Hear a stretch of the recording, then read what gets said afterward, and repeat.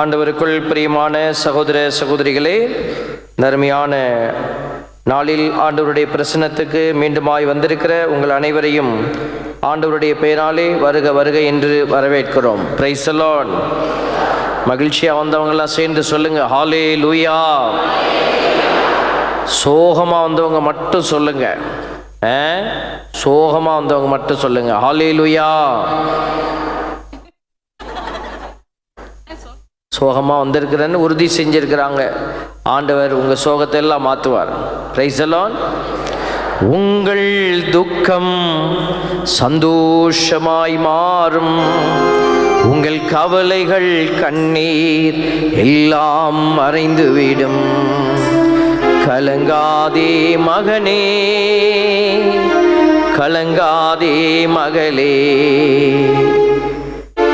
கலங்காத மகனே மகளே, என்ன செய்? நீனு கண்மூடி தூங்கிவிடு, உன் கவலைகளை மறந்து தூங்கிவிடு. ஆண்டவர் தூங்க சொல்றாரா? என்ன எல்லாம் முழிக்கிறீங்க?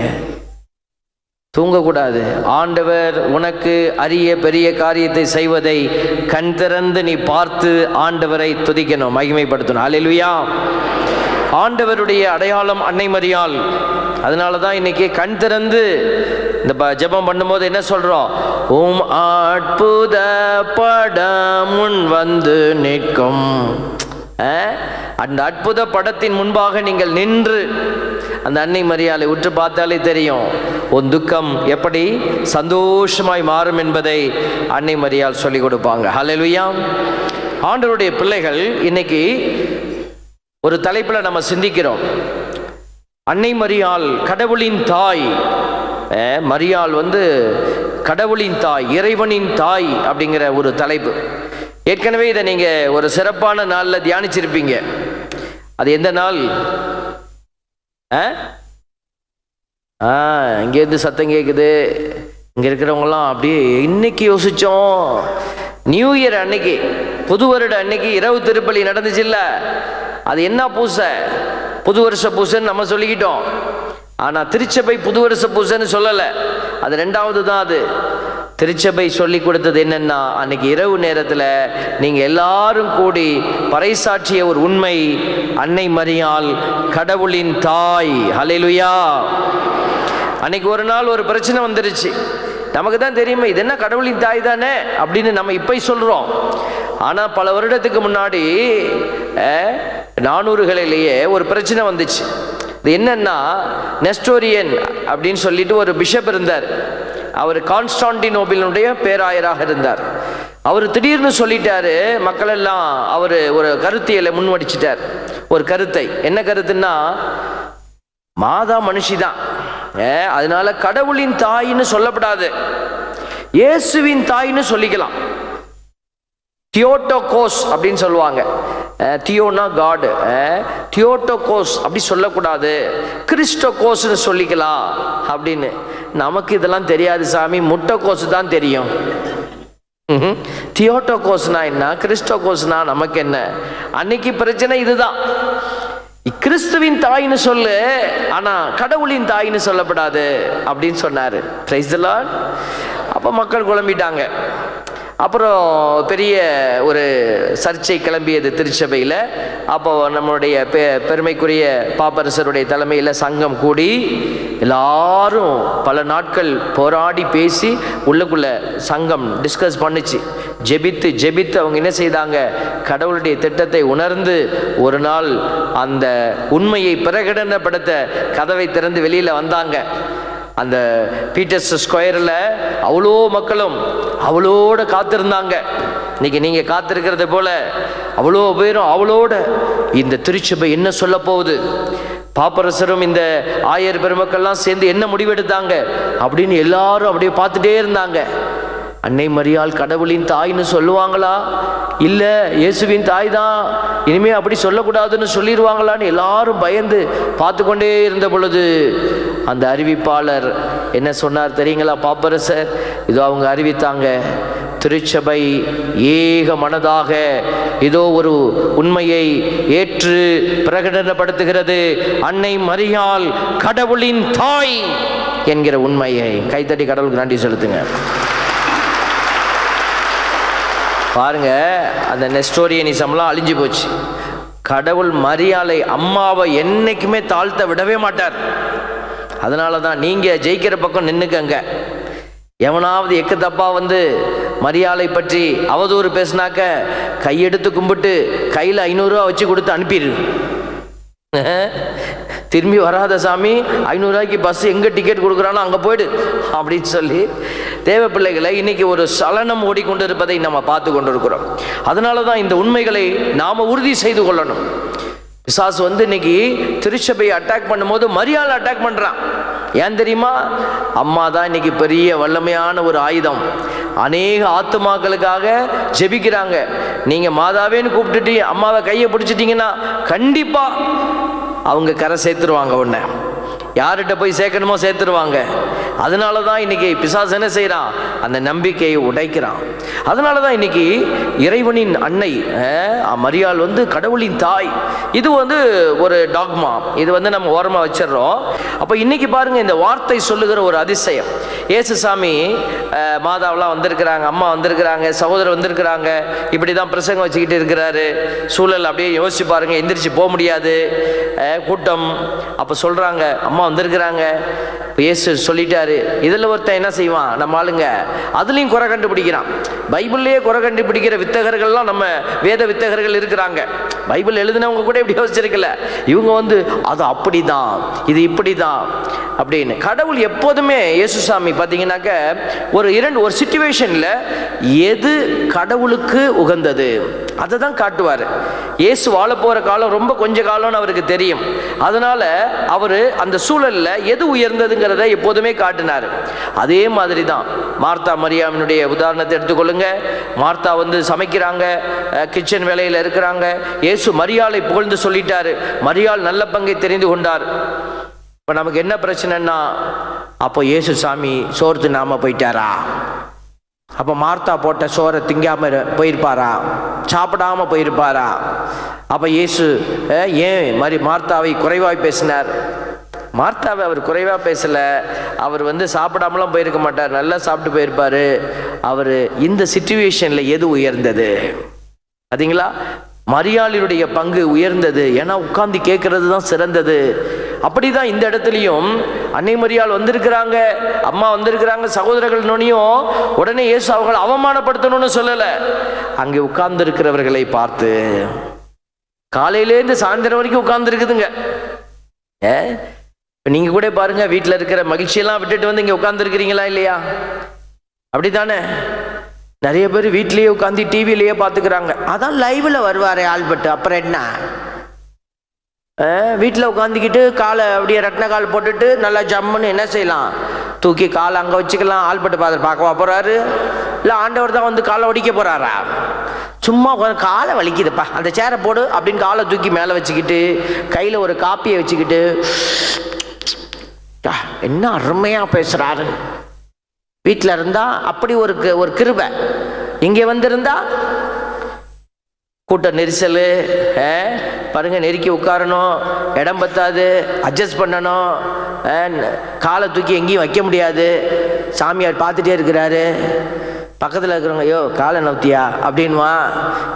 ஊனை ஒடுக்கி உடலை ஒடுக்கி ஆலயத்துக்குள்ளே வந்து உட்கார்ற பிள்ளைகள் நாம். கொஞ்சம் பேர் வெளியெல்லாம் உட்கார்ந்துருக்கிறத பார்க்கும்போது எனக்கு ரொம்ப கஷ்டமாக தான் இருக்கு. பனியில் உட்கார்ந்துருக்காங்க, எவ்வளோ பனி பாருங்களேன். வெளியில் உட்கார்ந்துருக்கிறாங்க. அவங்களெல்லாம் ஆண்டவர் நிறைவாக பாதுகாப்பாக ஆசீர்வதிக்கணும். கண்டிப்பாக ஆசீர்வதிப்பார். Price the Lord, price the Lord. உயிரோட இருக்கிறவங்களாம் சொல்லுங்க ஹல்லேலூயா. செத்து போனவங்க மட்டும் சொல்லுங்க ஹல்லேலூயா.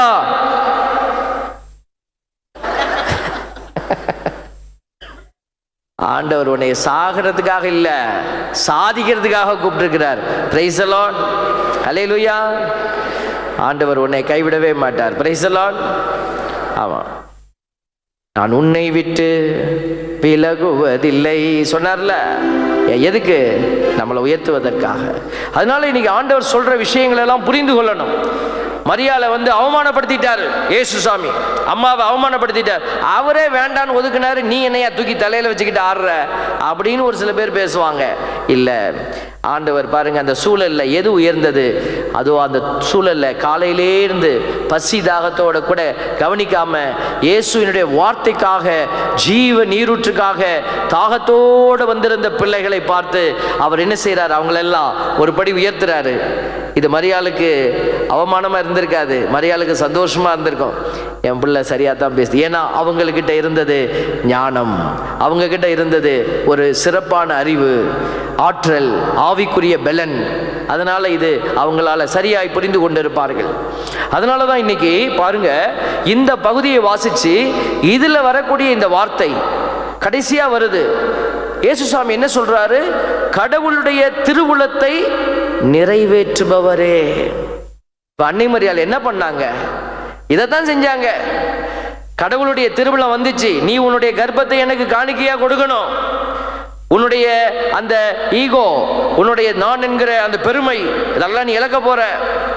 உன்னை கலங்க பண்ண போறாங்க, இந்த சமூகம் உன்னை அவமானப்படுத்தும். நீ உனக்கு இதெல்லாம் தாண்டி உன்னை எனக்கு தரியா?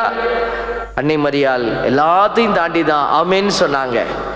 அன்னைக்கு சொன்ன அந்த வார்த்தைக்காக கடைசி வரை நின்னாங்க, சிலுவைக்கு அடியில் வரைக்கும் அப்படியே நின்னாங்க. Price the Lord. அதனால தான் அன்னை மரியாளை இந்த திருச்சபை உயர்த்தி வைத்திருக்கிறது.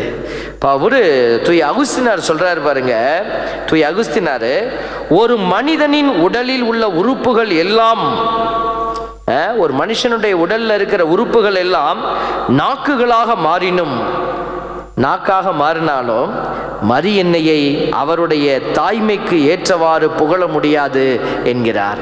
பத்தாது, உடம்பு பூரா நாக்கு இருந்து நீ அம்மாவை புகழ்ந்தா கூட அவரை புகழ்ந்து நீ முடிக்க முடியாது, அதை நிறைவை கொண்டு வர முடியாது. ஏன்னா அவ்வளவு புகழுக்கு பெருமைக்கு உடையவர் நம்முடைய தாய் மரியாள்.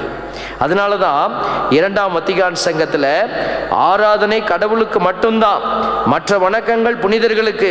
இவ்வடிப்படையில் மரியா கிறிஸ்துவின் தாயும் இறைவனின் தாயுமாக இருப்பதால் அவருக்கு சிறப்பான வணக்கம் செலுத்தப்படுகின்றது என்று கூறுகிறது.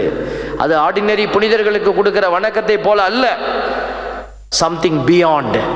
அதனால தான் இன்னைக்கு தாய் மரியாளை நாம கடவுள் நிலையில வைக்கல, அதை விட சற்று ஒரு ஒரு ஒரு குறைந்த நிலையில வச்சு அன்னை மரியாளுக்கு மிகச்சிறந்த ஒரு வணக்கத்தை நம்ம கொடுத்து கொண்டிருக்கிறதுனால தான் இந்த விழாக்களை எல்லாம் திருச்சபை அங்கீகரித்து கொண்டிருக்கிறது.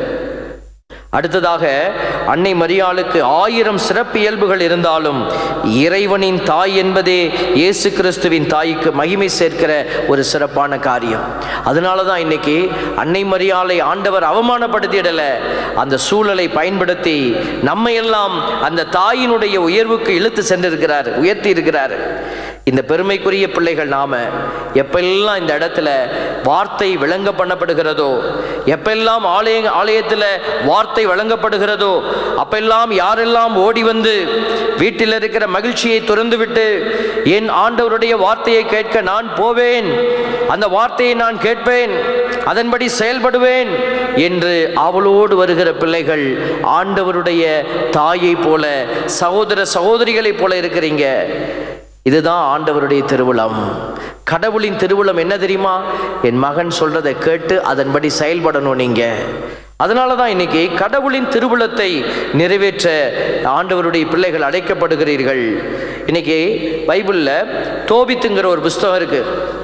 தோபித்துங்கிற புஸ்தகத்தில் நம்ம ஒரு விஷயத்தை பார்க்குறோம். ராஃபேல் தூதர் வந்து அந்த தோபித்துக்கு வெளிப்படுறார், சொல்கிறாரு நான் தான் வான தூதருங்கிறாரு. அவங்க அப்படியே கைகாலெலாம் ஆடி போயிட்டு தலைக்குப்புறம் கீழே விழுந்துட்டாங்க, ஐயா அப்படின்னு சொல்கிறார். பயப்படாதீங்க, கடவுளின் என் விருப்பப்படி என்று, நான் உன் முன்னாடி நிற்கிறது ஏதோ நான் விரும்பி வரல, கடவுளின் திருவுளப்படியே நான் உங்களோடு இருந்தேன். பார்த்தீங்களா?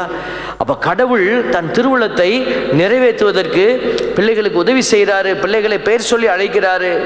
அப்போ கடவுளின் திருவுளம் என்ன? இன்னைக்கு இயேசுசாமி அதான் சொல்றாரு, கடவுளின் திருவுளப்படி செயல்படுகிறவர்களே. இறைவார்த்தையை கேட்டுட்டு இப்படி போயிடக்கூடாது பிள்ளைகளே, அதன்படி செயல்படுகிற பிள்ளை. அன்னை மரியாள் இன்னைக்கு இவ்வளோ தூரம் நம்ம உயர்த்தி வைத்திருக்கிறோம்னா கடவுளின் திருவுளப்படி செயல்பட்ட ஒரு தாய். அவங்களுக்கு யாரும் பெருமைக்குரிய அடையாளம்லாம் அன்னைக்கு வைக்கல, கிரீடம்லாம் வைக்கல. அவங்க வாழ்க்கை துன்பத்தோட துயரத்தோட ஓடி ஓடி வெற்றி அடைஞ்சாங்க.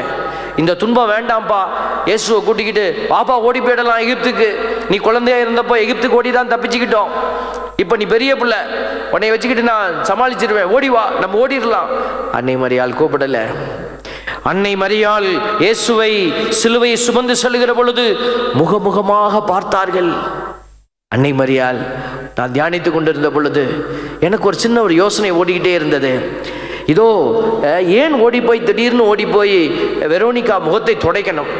அதுக்கு முன்னாடியே மாதா இயேசுவை சந்திச்சிட்டாங்க. அதுக்கப்புறம் தான் அந்த காட்சி வருது. அப்போ அந்த காட்சியை பார்க்குற போது எனக்குள்ள ஒரு சின்ன சலனம். அம்மா முகத்தை உத்து பார்த்திருப்பாங்க. தன் மகனினுடைய முகத்திலே இதோ வீரர்கள், அங்கே இருந்த கேவலமானவர்கள் காரி உமிழ்ந்த எச்சில், அதை கூட துடைக்க முடியாத ஒரு வேதனை. அந்த நேரத்தில் தான் அம்மா வந்து சொல்லிட்டு அழுதுருப்பாங்க, என் மகனின் முகத்தில் எச்சில் துப்பி இருக்கிறாங்க, உடனே வெரோனிகா ஓடி இருக்க வேண்டும்.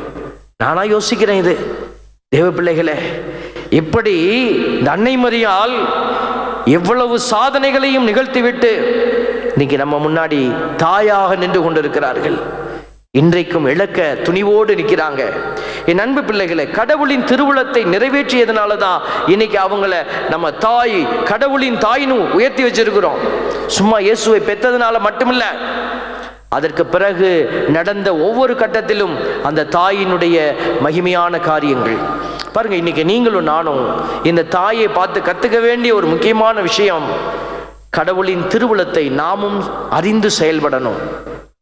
இன்னைக்கு நம்மகிட்ட இருக்கிற பெரிய பிரச்சனையே என்ன அப்படின்னா, கடவுளின் திருவுளம் என்னன்னே தெரியாம நாமளே முடிவெடுக்கிறோம். முடிவெடுத்து ஏதாவது ஒன்று செஞ்சுட்டு குட்டையை குழப்பிடுறோம், பிள்ளைங்களுடைய வாழ்க்கையை குழப்பிடுறோம். பிள்ளைகள் சேர்ந்து அவங்க வாழ்க்கையை அவங்களே குழப்பிக்கிறாங்க. அப்புறம் போயிட்டு எல்லாம் முடிஞ்ச பிற்பாடு காயத்தோடு வந்து நின்னா என்ன செய்ய முடியும்? அதுக்கப்புறமேட்டு இழப்பு தான், ஒன்றும் செய்ய முடியாது பாருங்க.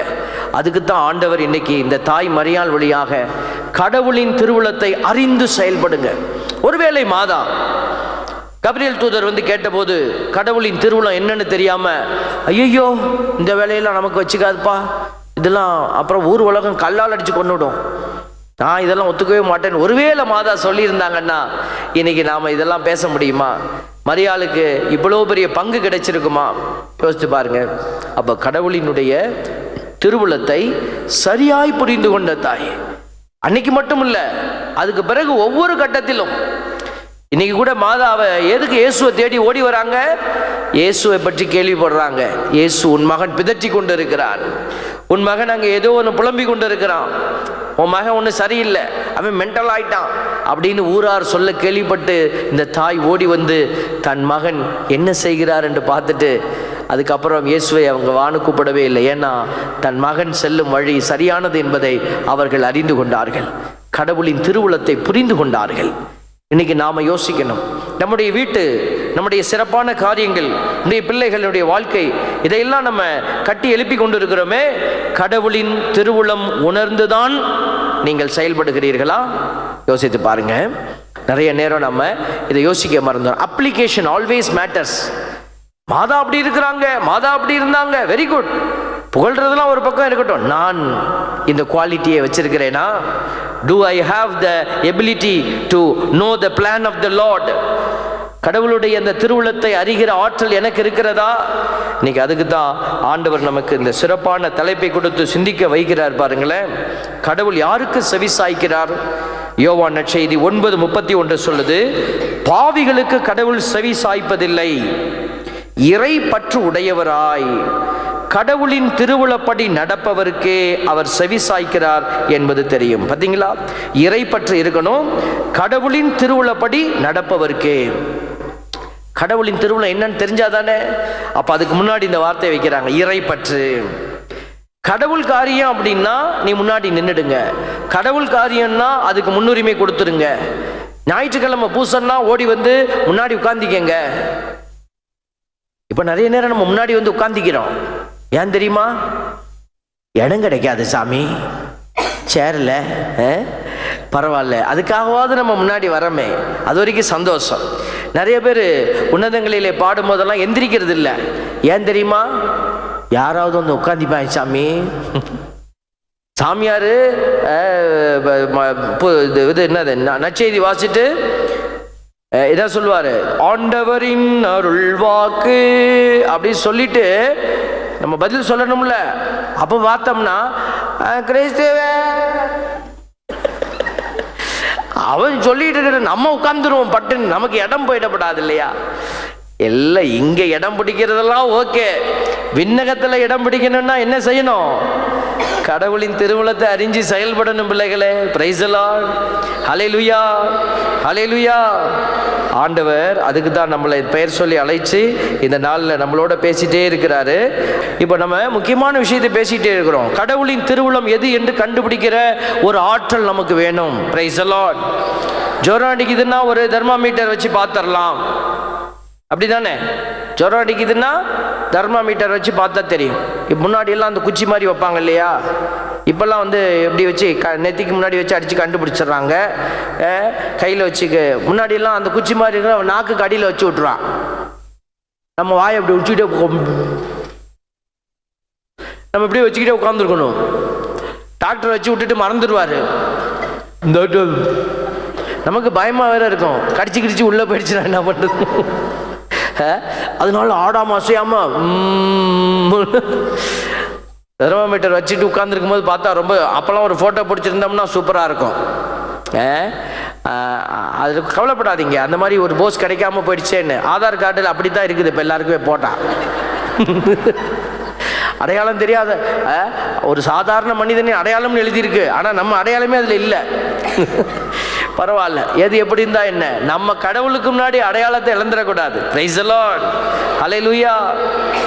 ஆண்டவர் பாருங்க, கடவுளின் திருவுளம்னு கண்டுபிடிச்சு நீ செய்ய பாருங்க. ஆண்டவர் சொல்றாரு பாருங்க, 1 பேதுரு 4:19 கடவுளின் திருவுளப்படி துன்பப்படுகிறவர்கள். பார்த்தீங்களா? கடவுளின் திருவுளப்படி துன்பம் அப்படின்னு ஒன்று இருக்கு. எல்லா துன்பமும் கடவுளினுடைய திருவுளப்படி துன்பம் இல்லை, ஆனால் கடவுளின் திருவுளப்படி துன்பங்களும் இருக்கிறது என்பதை மறந்துடாதீங்க. அப்போ நாம துன்பப்படுறது எப்படி? கடவுளின் திருவுளப்படியா? அப்போ அவர் சொல்றாரு, நீ கடவுளின் திருவுளப்படி துன்பப்படுகிறவர்கள் நன்மை செய்வதில் நிலைத்திருந்து படைத்தவரிடம் தங்களை ஒப்படைப்பார்களாக, அவர் நம்பத்தக்கவர். அப்போ உன் துன்பத்தை நல்ல துன்பமாக, நல்ல காரியத்துக்கு துன்பப்படுகிற பிள்ளையா உன்னை மாத்திக்கோ ஆண்டவர் பாருங்க. அப்ப பாருங்க, அடுத்ததாக சொல்றாரு பாருங்க, மன உறுதி தேவை. இந்த கடவுளின் திருவுளத்தை கண்டுபிடிச்சு செயல்படுத்துறதுக்கு உங்களுக்கு மன உறுதி வேணும். எபிரேயர் 10:36 சொல்லுது, கடவுளின் திருவுளத்தை நிறைவேற்றி அவர் வாக்களித்ததை நீங்கள் பெற்றுக்கொள்ள உங்களுக்கு மன உறுதி தேவை. Price the Lord. அவர் வாக்களித்ததை பெற்றுக்கொள்ள பவுலடியாரு ஆண்டவருக்காக ஓடினார். எவ்வளோ வேகமா ஓடினார். பேதுரு அவர் தலையில தான் திருச்சபையே கட்டினார்.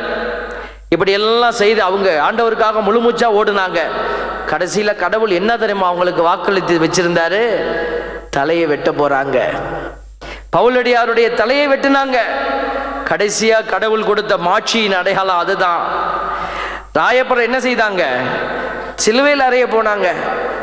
ஏன் ஆண்டவரை போல அறையாதப்பா, என்னை தலைகீழா வச்சு அறையப்பான்னு சொல்லி தலைகீழாக துன்பத்தை ஏற்றுக்கொண்டவர் சிலுவையில். இதுதான் கடவுள் அந்த நேரத்தில் அவங்களுக்கு என்ன கொடுக்கிறாரு? மன உறுதி.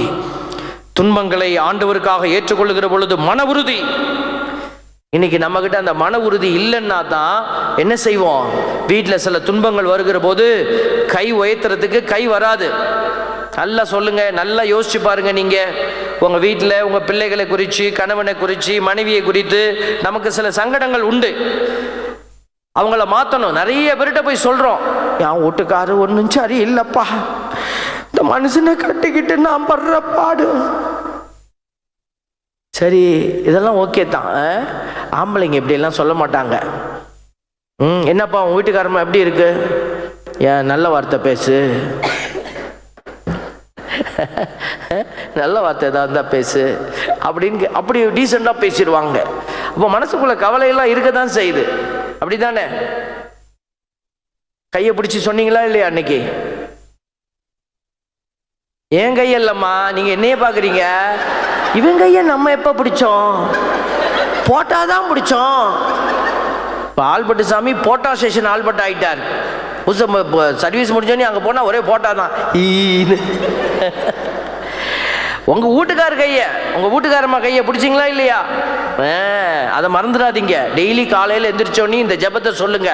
ஆவியானவர் உங்களை நிரப்புவார். என்ன ஜெபம்? இன்பத்திலும் துன்பத்திலும் உடல் நலத்திலும் நோயிலும். அதை சொல்லி பாருங்க, டெய்லி சொல்லுங்களேன். ஆண்டவர் ஆசீர்வதிப்பார். ஏன்னா ஆண்டவருக்கு முன்னாடி தானே அந்த வார்த்தையை சொன்னீங்க. அப்போ நம்ம உறவுகள் தவறி போகிற போது 100 பேர்கிட்ட போய் என் புள்ள வீணாம போயிட்டான், என் வீட்டுக்காரர் நாசமா போயிட்டாரு, என் பொண்டாட்டி ஒழுங்கா இல்லை, இப்படி சொல்லியிருக்கோமே. என்னைக்காவது நம்ம 1 மணி நேரம் கை உயர்த்தி ஆண்டவர்கிட்ட அவங்களுக்காக ஜெபிச்சிருக்கிறோமா? யோசிச்சு பாருங்களேன். செய்ய வேண்டியதை செய்யாம, அதான் கடவுளுடைய திருவுளம் என்னன்னு புரியல நமக்கு. நம்ம யார்கிட்ட போய் சொன்னா விடுதலை கிடைக்கும் தெரியல. அதனால தான் என்ன செய்யறது, யார்கிட்டையும் சொல்ல முடியாது. ஆள்பட்டு சாமிக்காவது போன் மட்டும் கேட்கலாம்.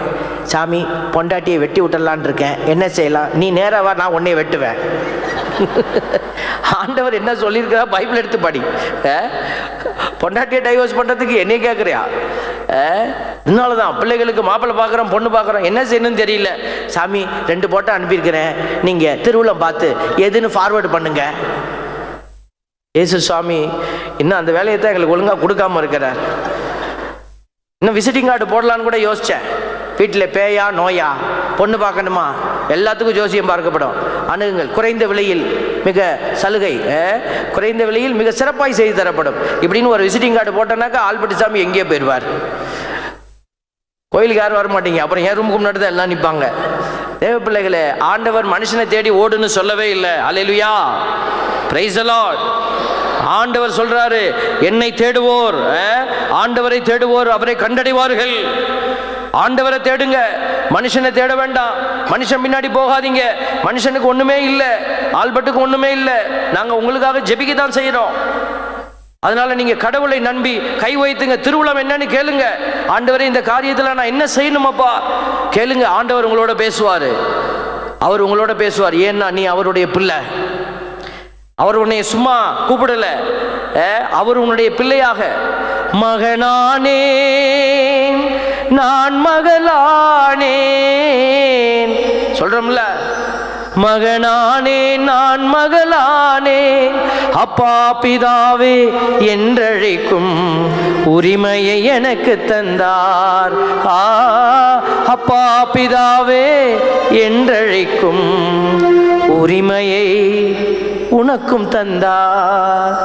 ஆல்பர்ட் சாமி தான் பாடுறாரு, அவருக்கு தான் கொடுத்துருக்கிறார் பிள்ளைங்க, உனக்கும் கொடுத்துருக்கிறார், எல்லாத்துக்கும் கொடுத்துருக்கிறார். அதனால நீங்க அப்பான்னு கூப்பிடு, அவர் வருவார்.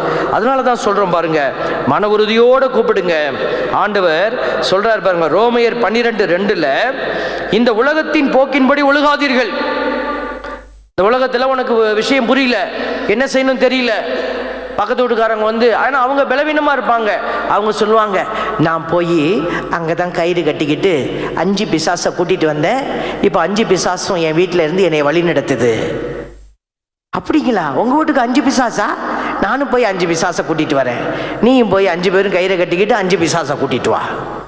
Price the Lord. தேவ பிள்ளைகளே, அந்த சாமியார் மெழுகுதிரி கொடுக்குறாரு பாரு, அந்த மெழுகுதிரி கொளுத்தி வச்சுன்னா எல்லாமே எரியுது. ஆமாம், ஊடே எரியதான் போகுது. Price the Lord. தயவு செய்து, அவன் மெழுகுதிரி தரான், இவன் வெள்ளை துணி தரான், இவன் வந்து டவல் கொடுக்குறான், அதை போட்டுக்கிட்டு ஜெபம் பண்ணா எல்லாம் சரியா போயிருது. தயவு செய்து ஏமாந்து போவாதீங்க பிள்ளைகளே. ஒரு அம்மா வந்து அழுவுது, எனக்கு எல்லாம் தெரிஞ்சிருச்சு ஃபாதர். என்னம்மா தெரிஞ்சிச்சு? என்ன, என் வீட்டுக்காருக்கு வேற ஒரு கனெக்ஷன் இருக்குது, கன்ஃபார்ம் ஆயிடுச்சு. எப்படிம்மா பார்த்தீங்க? என்ன, எப்படி கண்டுபிடிச்சிங்க? அந்த சாமியார் 2 மெழுகுதிரி கொடுத்து, ஆம்பளை மெழுகுதிரி பொம்பளை மெழுகுதிரி கொடுத்து என்னை கொளுத்தி வச்சு, ஜெபமிமா எது நிற்கிதோ அங்கே பிரச்சனை இருக்குன்னாரு. கொளுத்தி வச்ச என் வீட்டுக்கார மெழுகுதிரி நின்றுடுச்சு அப்படின்னு. ஏண்டா அப்பா, ஒரு 10 ரூபா மெழுகுதிரியில் குடும்பத்தையே சாட்சி விட்டுறீங்களாப்பா. அருங்கொடையில் இருக்கும்போது 5 ரூபாய்க்கு பன்னு கொடுப்போம், மத்தியானம் சாப்பாடு கிடையாது, பன்னு டீ தான். அதை ஒரு அம்மா வந்து வாங்க வந்தப்போ எங்கள் அம்மா உட்காந்துருக்கு, ஒரு பண்ணு கொடுமான்னு கேட்டோன்னே ஊழியக்காரங்க கொடுக்கல, ஒருத்தருக்கு ஒரு பண்ணு தான் போ. அந்த அம்மா வருத்தத்தோடு போயிடுச்சு. அவ்வளோ பேருக்கு முன்னாடி அசிங்கப்பட்டுருச்சு. வீட்டுக்கார்ட்ட போய் சொல்லிச்சு, ஒரு பண்ணுக்காக நான் அவமானப்பட்டுட்டேன். உன்னை யார்டி போக சொன்னா? நம்ம கோயிலில் பூசை நடக்குது, நம்ம வீட்டில் சோறு இருக்குது, எல்லாத்தையும் விட்டுட்டு நீ அந்த பண்ணு கொடுக்குறாங்கன்ட்டு அங்கே தாண்டி போனேன். அந்த அம்மா ஃபோன் பண்ணி, இனிமேல் நான் அருங்குடிக்கு வரமாட்டேன் சாமி, இந்த பண்ணுனால நான் அவமானப்பட்டுட்டேன். இல்லைம்மா, அது தானம்மா சிலுவை, அதை தானே ஏற்றுக்கணும். நீங்கள் சொல்கிறதெல்லாம் சொல்லுங்கள் சாமி, நான் வரமாட்டேன். அது எதுக்குமா என்கிட்ட கூப்பிட்டு சொன்னேன்? சொல்லிட்டு நின்றுடலான் தான். அது சகோதரியுடைய கஷ்டத்தை நான் புரிஞ்சுக்கிறேன். ஊழியக்காரங்களை கூப்பிட்டு வச்சு மீட்டிங் போடும்போது சொன்னேன், ஏண்டா அப்பா 3 ரூபாய் இருந்த பண்ண 5 ரூபாய் ஆக்கி ஆத்மாவை இழுக்கலான்னு நான் பார்த்தா ஒரு 5 ரூபாயில் ஆத்மாவை விரட்டி விட்டியாடாப்பா. நம்ம போராடுற போராட்டம் எப்படி ஆத்மாவை ஆண்டவர் பக்கம் இழுக்க போறான்னா, 5 ரூபாயில ஒரு ஆத்மாவை விட்டுட்டான். Price the Lord. அதனால தான் சொல்றேன், ஒரு கயிறுலையும் ஒரு மெழுகு திரியிலையும் போய் நீ போய் ஆத்மா விட்டுறாதீங்க. அவர்கிட்ட போய் மாம்பழம் வாங்கி சாப்பிட்டா அப்படியே கர்ப்பம் தரிக்குதான். தரிக்கும். அப்புறம் உன் பிள்ளை வெறிக்கும் பாரு, அப்பதான் தெரியும் அது பிசாசுனால பிறந்ததுன்னு. அதனால தான் சொல்றோம், ஆண்டவர்கிட்ட கையை உயர்த்து கடவுளுடைய திருவுளத்தை நாடி நெல்லு. அன்னை மரியாள் அப்படிதான் நின்னாங்க. துன்பம் வந்தது, துயரம் வந்தது, வேதனை வந்தது, அன்னை மரியாள் கடவுளின் திருவுளம் இதுதான் தெரிஞ்சு அப்படியே உட்கார்ந்தாங்க. Price the Lord. அதான் அன்னை மரியாள் நமக்கு சொல்லி கொடுப்பாங்க. இப்ப வேதம் அதான் சொல்லுது, துன்பமா துயரமா அது தண்ணீர் பட்ட உடை போன்றதம்மா. தண்ணீர்ல பட்ட உடை மாதிரி காஞ்சி போயிடும். காற்றடிச்சா வெயில் வந்தா காய்ந்து போய்விடும், கலங்காதே. Price the Lord, price the Lord. அதனால தான் பிள்ளைகளே, அன்னை மரியாள் இன்னைக்கு நமக்கு கடவுளுடைய திட்டத்தை எல்லாம் சொல்லி கொடுக்குறாங்க. இந்த உலகத்தின் போக்கின்படி ஒழுகாதீர்கள். அவன் போனா இவன் போனா நீ போகாத, மாறாக உங்கள் உள்ளம் புதுப்பிக்க பெற்று மாற்றம் அடைவதாக. அதுக்கு தான் இவ்வளவு பேச்சு, அதுக்கு தான் இவ்வளவு தியானம். மாற்றம் அடையணுங்க. நான் ஒரு புதிய படைப்பாய் மாறுவேன்னு நீங்க சொல்லணும் அன்னை மரியாள்கிட்ட. அம்மா உங்க போட்டாவை அளந்து நான் கயிறு கட்டிக்கிறேம்மா, இங்கிட்ட ஒன்று கட்டியிருக்கேன், இங்கிட்ட ஒன்று கட்டியிருக்கேன், இப்போ இந்த ஸ்கொயரை அளந்து இடுப்பில் கட்டிக்கிறேம்மா. மாதா வேதனைப்படுவாங்க. பிள்ளைகளை தயவு செய்து பாருங்க, மாற்றம் அடைவதாக. அப்பொழுது கடவுளின் திருவுளம் எது என தேர்ந்து தெளிவீர்கள். எது நல்லது, எது உகந்தது, எது நிறைவானது என்பது உங்களுக்கு தெளிவாக தெரியும். கடவுளுடைய திருவுளத்தை நீங்கள் தெரிஞ்சுக்கிட்டீங்கன்னா உங்களுக்கு எல்லாமே கிடைக்கும். பிள்ளைகளே, சீராக்கிய ஞான நூல் 17:5 ஒரு விஷயம் இருக்குது, 7ஆம் அறிவு. Price the Lord. 7ஆம் அறிவுன்னா யார் தம்பி ஞாபகம் வரா? குட்டி பிள்ளைகள 7ஆம் அறிவுன்னா யார் ஞாபகத்துக்கு வரா? சூர்யா நடிகர் தான் வர்றாருங்க. அவர் தான் சுற்றி சுற்றி அடிப்பாருங்க. தேவ பிள்ளையே, இது அவர் படம் எடுத்தது பின்னாடி தாங்க. அட்லீஸ்ட் அவர் இதை உண்மையாவது வெளியில கொண்டு வந்தாரு. இந்த வேதத்துல சீராக்கி ஞான நூல் 17:5 எழுதி இருக்குது, 5 அறிவை ஆண்டவர் உங்களுக்கெல்லாம் கொடுத்தாரு, எல்லாத்துக்கும் கொடுத்தாரு. ஆடு மாடுக்கும் 5 அறிவு கொடுத்தாரு. Price the Lord. ஆமா, 5 அறிவு பெற்றிருக்கிற நாய் நம்ம சொந்தக்காரங்க வீட்டுக்கு வந்துட்டா அது ஓடி போய் நக்கி கூப்பிடுது. நம்ம அக்கா தங்கச்சி அண்ணன் தம்பி அம்மா மாமியா மருமக வந்தோடனே நாய் ஓடி போய் நக்கி கூப்பிடுது. நாம் என்ன செய்கிறோம்? வெக்கிக்கிட்டு ஓரமாக நிற்கிறோம்.